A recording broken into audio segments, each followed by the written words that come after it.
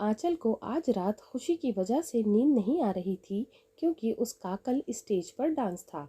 आंचल सोच रही थी कि कल क्या होगा, अच्छे से डांस कर पाऊंगी, कल मैं बहुत अच्छे से तैयार हो जाऊंगी जिससे सभी लोगों की नज़र मेरे ऊपर टिकी रहे। आंचल एक बहुत ही खूबसूरत लड़की है। आंचल जितनी ज़्यादा खूबसूरत थी उसी तरह उसका दिल भी खूबसूरत है।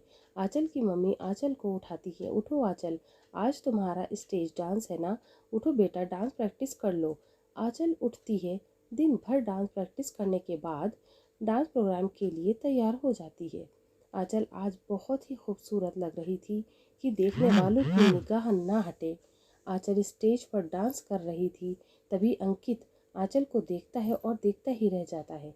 अंकित आंचल की खूबसूरती देखकर पागल हो जाता है और अब अंकित की जिद सिर्फ आंचल को अपनी गर्लफ्रेंड बनाना था।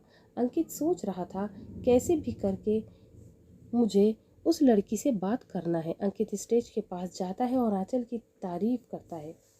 तुमने बहुत ही अच्छा डांस किया, मैंने आज तक ऐसा डांस नहीं देखा। आंचल अंकित को थैंक्स बोलती है। अंकित आंचल के घर का पता लगाता है और आंचल के घर के पास एक दुकान थी। अंकित उस दुकान के लड़के से दोस्ती कर लेता है।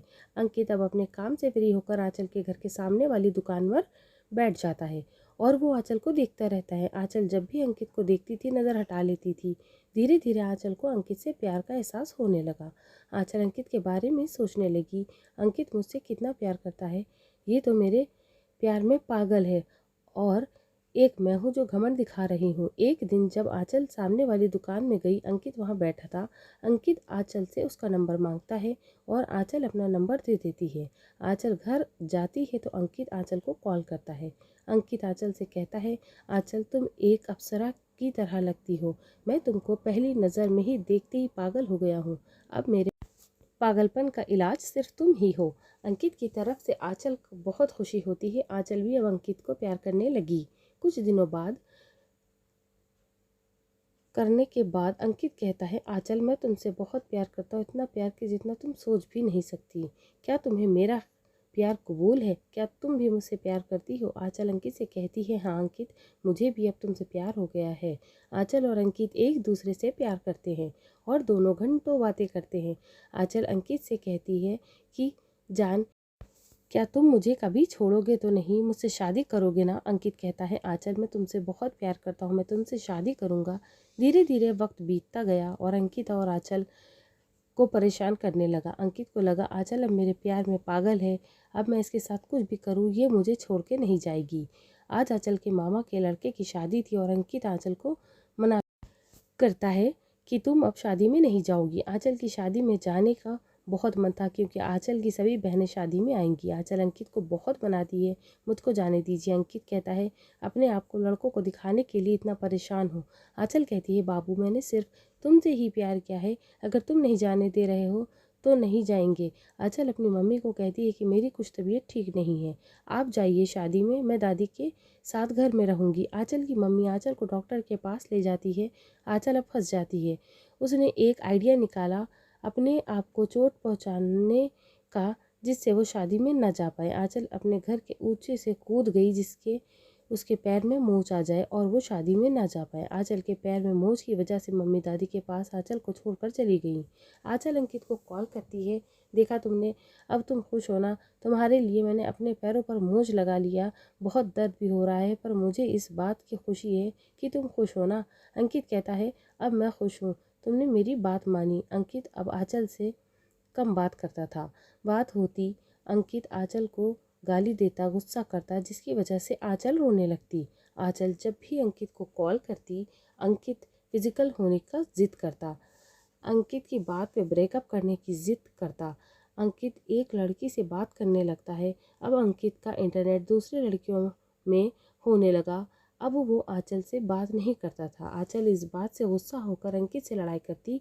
अंकित आंचल को बाजारू कहता। अंकित आंचल से कहता कि तुम मुझे अब अच्छी नहीं लगती, जो स्टेज पे नाचती हो ना, जाओ कोठे पे भी नाचा करो, ज़्यादा पैसे मिलेंगे। आंचल रोते हुए कहती, अंकित अगर तुम्हें नहीं पसंद है तो मैं डांस नहीं करूँगी आज के बाद, बस तुम गुस्सा मत हो। अंकित कहता, मेरा दिल भर गया है तुमसे, अब मैं किसी दूसरी लड़की से प्यार करता हूँ। आंचल अगर तुमने अब कांटेक्ट किया तो मैं तुम्हें बेच दूंगा, तुम्हारी खूबसूरती के अच्छे दाम लग जाएंगे। ये सब कहकर अंकित आंचल को सभी जगह से ब्लॉक कर देता है। आंचल की तो जैसे दुनिया ही ख़त्म हो गई। जिस इंसान को अपनी जान से भी ज़्यादा चाहा था, उसने धोखा दे दिया।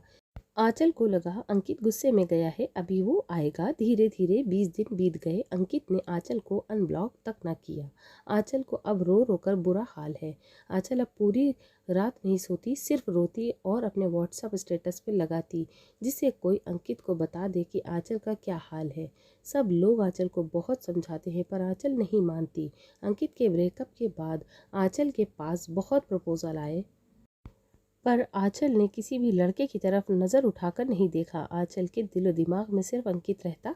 एक दिन अंकित की दोस्त की बहन ने अंकित को आंचल का हाल बताया, बहुत फोर्स किया कि आंचल से बात कर लो। आंचल बैठे बैठे अंकित के लिए रो रही थी कि अंकित का मैसेज आया।